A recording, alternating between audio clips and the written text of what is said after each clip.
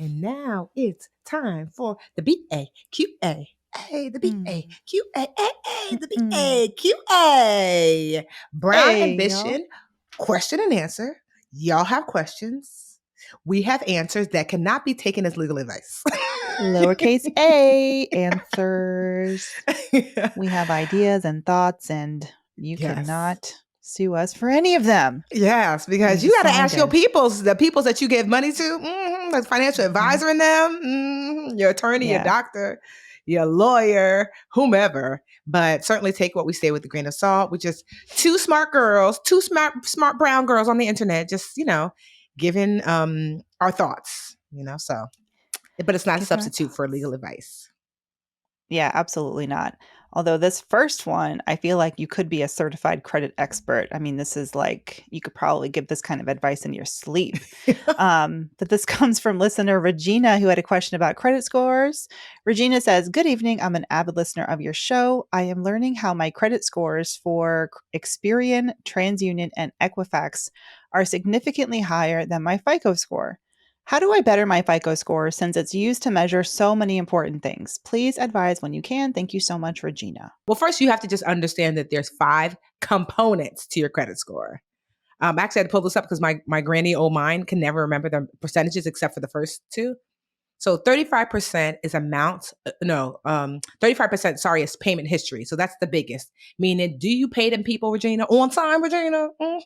Meaning, they just want to know, like, are you a regular on time payment person? And one of the ways you can offset that, Regina, is to automate as many bills as possible, so you don't forget and you're not late. I was late again this week for something I totally forgot. My credit score is just going to look like I don't know what I'm doing because there's a credit card that I never use unless I travel. And then I swiped it when I was overseas and I forgot because I never use it. So I don't have automatic payment on it. And I forgot. So down goes my score temporarily. So payment history, 35% automate payments to affect that part of your FICO score. 30% of your FICO score is amounts owed, often referred to too as utilization. That means how much could you borrow versus how much you actually borrowed.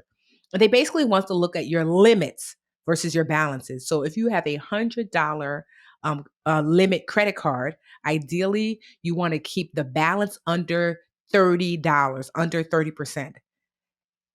So they look at each individual card, but also cumulatively at your cards. So the average, so if you've got one card that you've got $100 limit on and another card that you have $100 limit on, and one you're not using at all, and one you're using, say, like $100 balance on. So this card you're maxed out, this one you're not using at all. If you close the not used card, you went from 50% utilization because you're only using half the money that you have available to 100% utilization, which is going to bring your score down, down, down, down, down, Mm. down, down, down. So keep your utilization low. Basically, pay off your debt. Okay. 15% is length of credit history. You just got to live a little longer and keep your older cards open. Like if you have one old card, that's what I like to just keep one old card open. 10% is new credit, also called inquiries. That just means the next time you go to Marshall's, don't let them people run your credit just to see if you can save 10% on that sweater. And An home inquiry goods. is anybody other than you who looks into your credit and it brings down your score. And then last is credit mix. They just like to see a mix that you have some like installment loans, like student loans, car note, blah, blah, blah, and also revolving debt, like credit card debt. They just like to see you have experience. You don't have to do anything there. Just live longer. And as an adult, you have more of that. So ultimately, you want to pay down debt and you want to be on time. But here's a little trick that I found out how you can trick the credit scoring system in a way that's super legal. I call it my jump like Jordan method because I'm 42. So Jordan was the LeBron of the day. Actually, let me not even say that. Jordan was the Jordan child. So here's what you do. You go to your cheapest bill. For me, it was my gym membership that I was never using at what's that place? The gym membership's only $10, Mandy. Planet Fitness. Yes, Planet Fitness, that $9.99 gym membership that don't nobody ever use. So I had that membership, and normally that membership was just pulling the money directly from my bank account. But I put a credit card that I had a zero balance on in between. I said Planet Fitness, charge this card, and then I said bank account, automatically pay off the card every month. Something magical happens when you pay off a debt in full every month. The amount doesn't matter. It's the habit of paying off. They like to see that's that payment history. You paid off a debt, even if it's $5, 500, 5,000, 5,000,000, ideally $5. So you create that automatic loop, and you will start to see your credit score start to jump like Jordan, because your credit score is your GPA. It is an average of your grades of how you handle your money. So every time you pay off your card in full, even if it's only $5, you get an A. So the more A's you get, the more it will offset any of the bad grades you got in the past. So if you do that, Regina, girl, you should be fine. I keep thinking Regina George. You know what? I was wondering about her question too.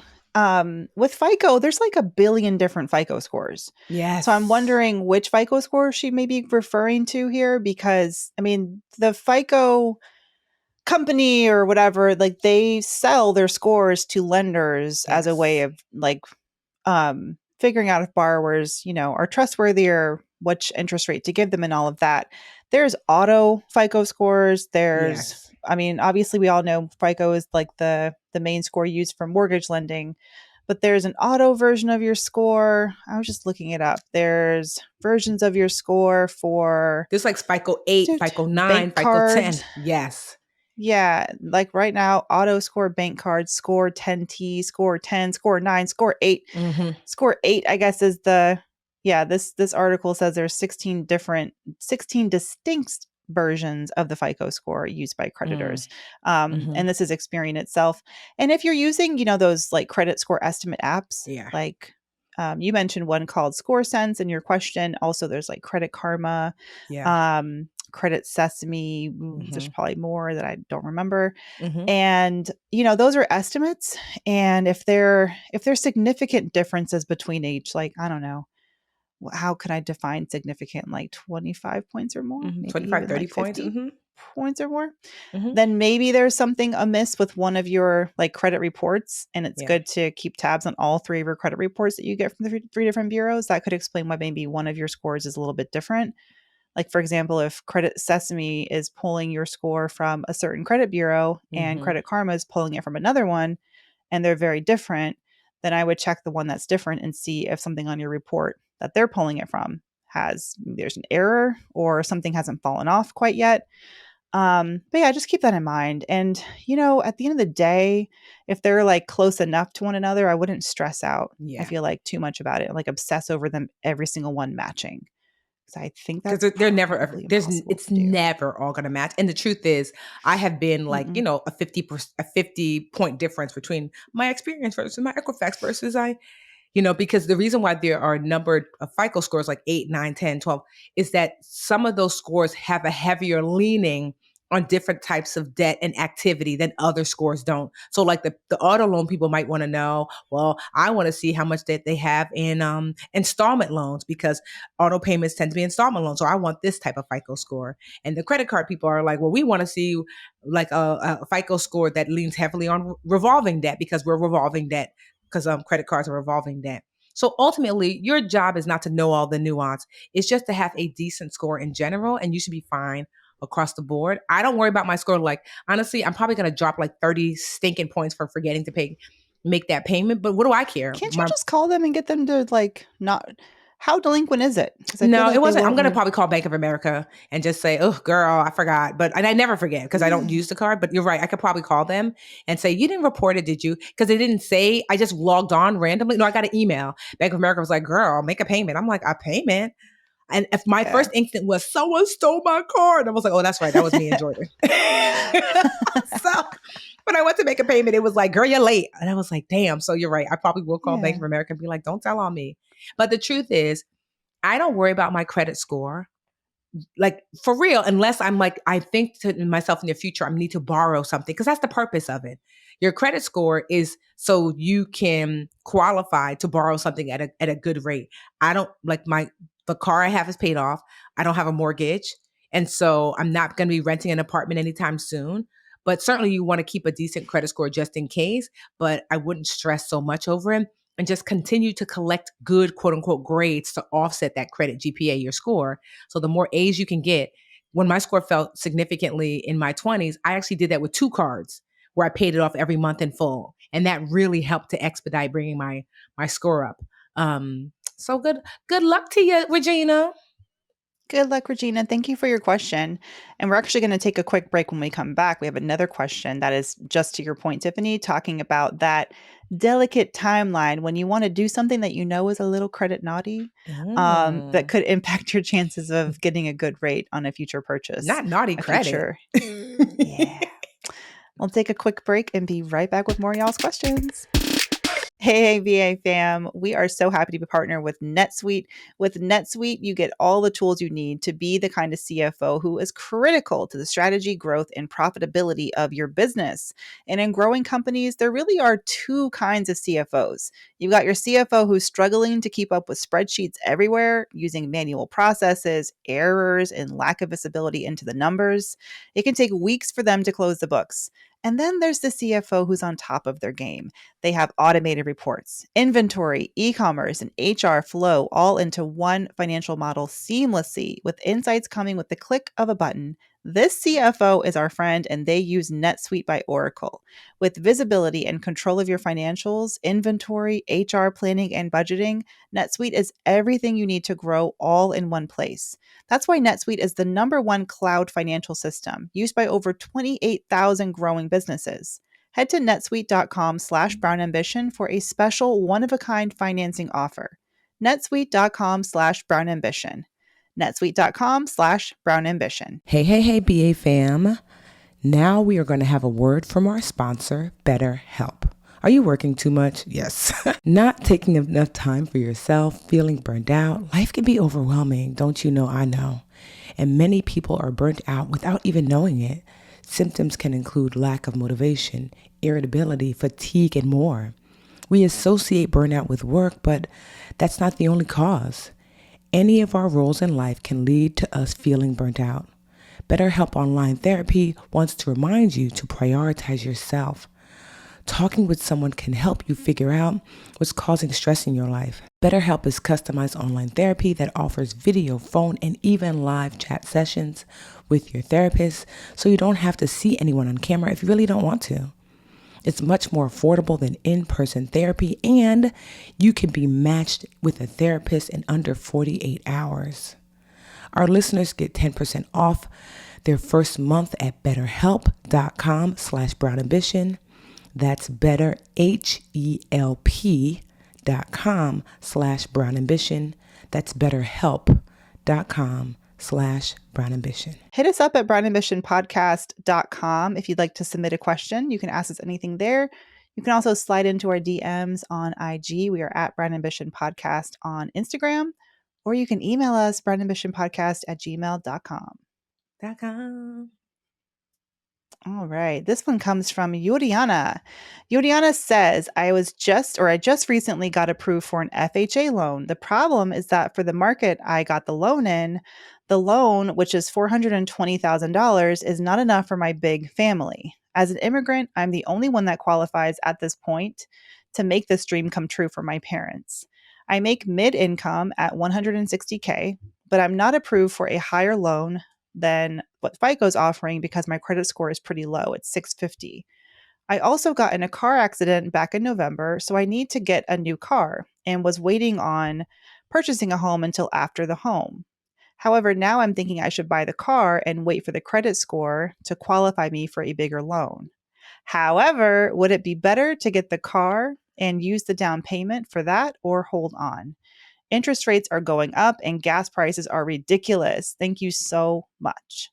For some context, I work from home, so I don't need a car, but maybe if I bought a car, it could help my credit score. Juliana, ooh, this is juicy. And Juicy. where do we even start? My goodness. Well, one thing that I think that she made a misstep on is that your credit score is not the thing that's affecting how much you can borrow. Your credit score is really going to affect the rate at what you can borrow. So I wanted to just for her for some clarity that even if you got your credit score to 850, it doesn't mean they're going to let you borrow more necessarily because you're borrowing, the amount is really based upon another score called your debt to income ratio, meaning how much do you make versus how much do you spend on debt every month. They want to just kind of know, do you have enough money to pay for this house. And so even if you have an 850 credit score, but you make $2 a month, they're not gonna be like, oh my God, with this 850 girl, you can buy $1 million house. It's like, no, you don't make enough. So I just want to just make that clarity that like they're not gonna let you necessarily borrow more because you have a better credit score, but you will borrow at a better rate. And Mm. you know, it might bump you up a little bit of like, you know, because the rate is better that you can afford to like your mortgage payment would be lower and maybe you can afford a little bit more house, but it won't make as significant as much of a difference as like just making more.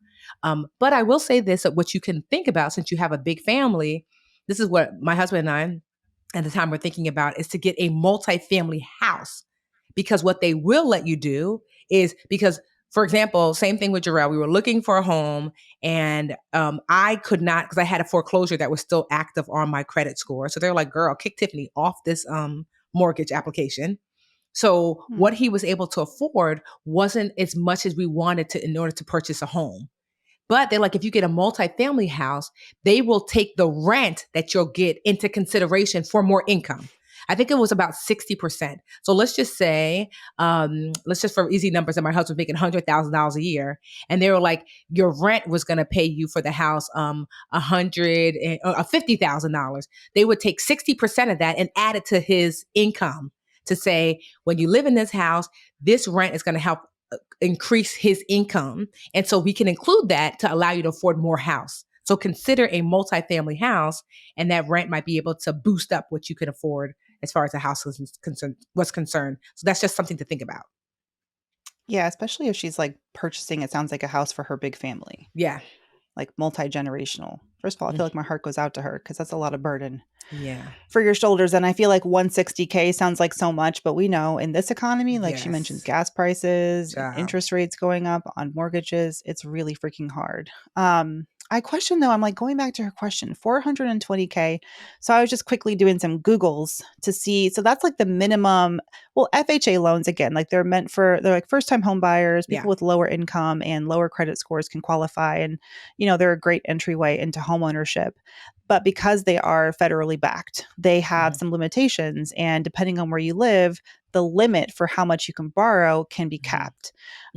So 420 is at the lower side of that limit. I wonder if she's not asking about what if she wants to borrow additional on top of that 420 because it's not enough to afford the size of a home that she's wanting. And if that's the case, that may explain where her credit score comes in. Because if you're Okay. getting like a jumbo FHA, like that's actually possible. So that's like when there's a cap on how much you can borrow with the product, the FHA loan. And if you want more because the home is you want 4 family members to live with, you need a bigger home. It costs more than 420, which Jesus, like you can't even get homes in my neighborhood for 420 right now. I It's nuts. know. And we can anyway talk about that later. But so you would need an additional loan on top of that 420, and depending on the lender, they may have credit score requirements to even approve you for that loan. So I wonder if that's what she's saying. Okay. But regardless, like that would explain, you know, regardless, like getting a car, then for sure, it could hurt your chances of getting approved for that higher loan. Yeah. It's like financial double dutch. I feel like every decision is financial double dutch. Girl. Like, when do I do Look at this? me. You see me When doing do the I double not dutch do it? like, well, no, I have to do it like Yeah. really authentically. You gotta hold your chest down. That's how you knew you was grown. I used to want him to be so bad. I wanted to be one of the double chest girls because I had no chest, and I was like, "Oh my gosh, that means you're an, Is that you why know." they did it? Oh, Yes, it that was like makes sense. because even though we had I no thought it chest was back like then, a technique. no, it was like so you're supposed to be like, "Oh my god, I'm entering puberty, and like I have to hold my chest down. It's too much." Meanwhile, we're Yeah, I all of never had 11. that. Like, girl, I never what had are you that doing? problem. But no, you're right. That might be the case. But consider multifamily, but also too. Yeah. The problem is, like I said, that debt to income ratio. Purchasing a house is not just purchasing a car now is not just going to affect, maybe your credit score, because I'm assuming you're going to, finance and they're going to have to like run your credit, that your credit score is going to take a dip. But also now you are going to affect your debt to income ratio because they're going to say you owe someone else. Like mortgage companies are jealous. They don't want you to have other booze you have to pay money to. Jealous. Right. And so now you're going to Yeah. owe you owe the car company too? No child. So especially since you don't need a car, I would work really hard if you're listening, well, obviously you're listening. The question before this we talked about how to raise your credit score. I would lean into those techniques of raising my credit score and work on the home. I would also consider like a really great program that I like. I know you've been approved for FHA, but consider this program called Naca. We talked about it before. NACA is NACA. NACA.com stands for the Neighborhood Assistance Corporation of America. And it sounds like you're a first time home buyer. They will get you even lower interest rates. It's a long process, but you got to raise your credit score anyway, sis. So you have time. Okay. But with NACA, you'll get like, I'll give you an example. Maybe if interest rates were currently, so my brother-in-law is buying the house that Jarrell and I purchased together for a rental property, but I don't want to be a landlord. Jarrell wanted to be a landlord. And so we're selling it to his twin, which is awesome because he actually painted it for us. He's a master painter. So it's like, this is great. The house gets to stay in a family. He loves that house. But he was going for the FHA loan route, which he's got a good credit score. And then my sister was like, don't forget about NACA. Right now, interest rates are like 5.5%, 6%. NACA's offering 3.5%, significantly lower. It's going to lower his monthly payments significantly. And now it's a process because he won't be able to close until like another like 2 or 3 months. So it's like a 6-month process, but it's going to probably take you about 6 months to raise your credit score. I would use that time, sign up for NACA now. So maybe you can lock in an even lower interest rate. I mean, I don't know what FHA interest rates are right now, but NACA's are the lowest in the country. So just consider NACA.com. Does NACA offer their own type of loan, or is it like an FHA loan? I believe NACA? They work with like, because it's a federally backed program. So I think I'm like, is it an FHA loan? I'm not sure how they or if they just negotiate on your behalf, like like so. I don't know who the loan is through, if I'm being honest. No, that's okay. Yeah. But still like worth looking into. And your credit score is 650. So, I feel like 100 points is your goal. Yep. Right? 750, 760 is like perfect credit. Perfect credit. Yep. Mm-hmm. Perfect credit. It's the beginning of perfect credit. You don't need to get the 800 plus. Yeah. I mean, that's great if you do, but it's not necessary. Yeah. It's great to brag. My husband will just like turn his phone around sometimes, be like, look at this. You have 812. Congrats. What are you going to do with it? But Yoriana, you have a lot on your shoulders.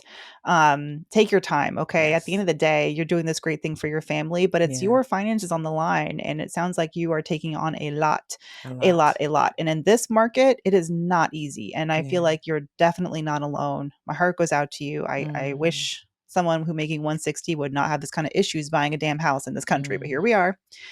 But the best thing you can do is to take your time and wait until it makes the most financial sense for yourself. And sometimes it's frustrating because it's not like when you want it to be. And I get that. So thinking of you, thank you so much for your question. Mm-hmm. Hope that's helped in some way. And we will see y'all next week for more BAQ&A. Yeah. The BAQA is out. The BAQA, we out. The BAQA, we out. Oh, if they have questions, what can they ask them?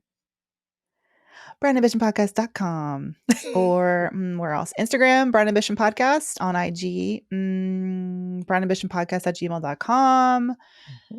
You can find Tiffany. What's your address again? Just kidding. That was a joke. I was like, look, I was like, wait. You're the worst. You can find me at come and get me at 222.